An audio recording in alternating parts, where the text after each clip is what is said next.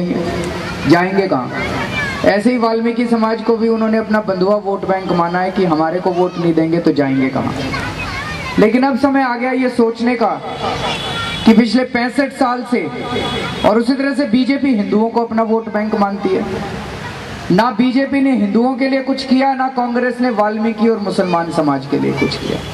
दोनों ने केवल वोट बैंक की राजनीति की है। चुनाव के दौरान केवल वोट लिए, उसके बाद तुरंत भूल जाते हैं ये लोग। मुझे लगता है अब समय आ गया जब हम सब लोगों को सोचने की जरूरत है। अभी तो हम लोगों के पास विकल्प नहीं होता था, एक बार बीजेपी एक बार कांग्रेस। इस देश की जनता ने कभी किसी को जिताया नहीं है, हर बार हराती थी। एक बार बीजेपी को हराती थी, एक बार कांग्रेस को हराती थी, एक बार बीजेपी को, और वो दूसरा आ जाता था। सबको पता था भाई अगले 5 साल में तो मेरा नंबर आना है, तो मैं क्यों काम करूं। लेकिन अब हमारे पास एक विकल्प आया है। इस देश की दुखी त्रस्त जनता ने अपना ही एक विकल्प बना लिया, आम आदमी पार्टी। आम आदमी के लोगों ने खुद ही मिलकर एक पार्टी बना ली, आम आदमी पार्टी। अब आम आदमी जाएगा अंदर, आम आदमी के लिए नीतियां बनाएगा। ठेकेदारी प्रथा जो है, मेरे हिसाब से ये जैसे पुराने जमाने में गुलामों की खरीद फरोख्त हुआ करती थी, ये ठेकेदारी प्रथा बिल्कुल उसी तरह की है जी। मैंने प्रशांत भूषण के साथ बैठ के इसको काफी समझने की कोशिश की। हम सब लोगों का मानना है कि ये ठेकेदारी प्रथा कॉन्ट्रैक्ट लेबर एक्ट 1971 के खिलाफ है, ये बाबा साहब अंबेडकर द्वारा बनाए गए संविधान के खिलाफ है, और ये इंसानियत के भी खिलाफ है। तो आज मैं यहाँ पे कोई चुनावी वादा नहीं कर रहा, मैं अपने दिल से आपको और अपनी पार्टी की तरफ से ये वादा करके जा रहा हूँ कि दिल्ली में आम आदमी पार्टी की सरकार बनेगी तो जिस डिपार्टमेंट में हमारा कंट्रोल होगा, उन डिपार्टमेंट्स के अंदर से ठेकेदारी प्रथा खत्म कर दी जाएगी। ठेकेदार एक गरीब आदमी, गरीब मजदूर के नाम का 9,000 रुपए लेता है, कहीं पे 14,000 लेता है, कहीं पे 17,000 लेता है, और उससे अंगूठा लगवा लेता है 17,000 रुपए पे, 16,000 रुपए पे, 10,000 रुपए पे, और उसके हाथ में रखता है 5,000 रुपए, 6,000 रुपए। हर जगह यही चल रहा है जी। और ये बात केवल सफाई कर्मचारियों की नहीं है, यहाँ पे ज्यादा सफाई कर्मचारी मौजूद है, ये बात पूरी दिल्ली के लोग त्रस्त हैं जी। यहाँ तक कि आश्चर्य होता है, टीचर भी ठेकेदारी प्रथा में रखे जा रहे हैं, डॉक्टर भी ठेकेदारी प्रथा में रखे जा रहे हैं। हम कह रहे हैं भाई अगर इतना ही है तो आईएएस अफसरों को पहले ठेकेदारी पे रखो, पहले इन मंत्रियों को ठेकेदारी पे रखो, उसके बाद तुम नीचे पूरी दिल्ली में एक दिन सफाई कर्मचारी काम करना बंद कर दें, दिल्ली में त्राही त्राही मच जाएगी।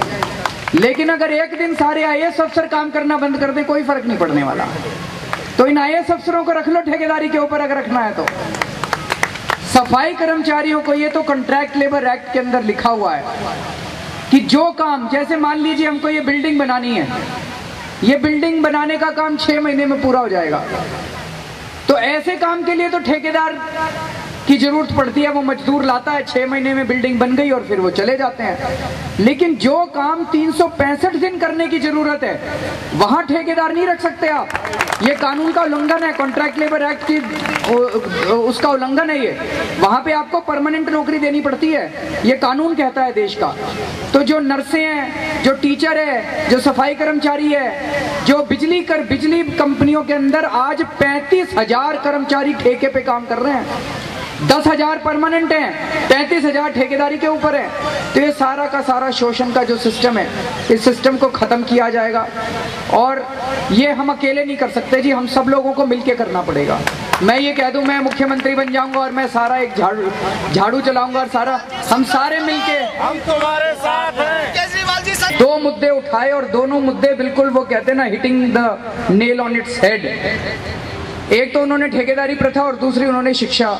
ये गरीब परिवार से संबंध रखते थे और देश का संविधान बनाया। कैसे किया उन्होंने? केवल एक चीज थी, शिक्षा।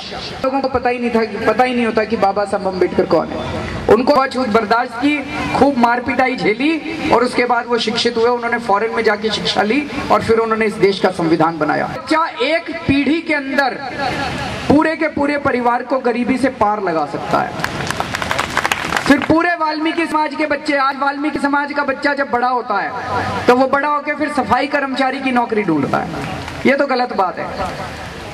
वाल्मीकि समाज के बच्चे इंजीनियर क्यों नहीं बन सकते? ऐसा नहीं कि अभी बन नहीं रहे, लेकिन कम मात्रा में बन रहे हैं, बहुत कम मात्रा में बन रहे हैं। दिल्ली के अंदर अगर आप सफाई कर्मचारियों की लिस्ट उठा के देखो तो 80 से 90% लोग वाल्मीकि समाज मिलेंगे, और जो नहीं मिलेंगे, अगर उनको सफाई कर्मचारी की नौकरी पे भर्ती भी किया जाता है तो उनसे वो काम नहीं करवाया जाता। सफाई का काम तो वाल्मीकि समाज के लोगों से ही कराया जाता है। उनको फिर कोई दफ्तर का काम दे दिया जाता है दूसरी जात वालों को।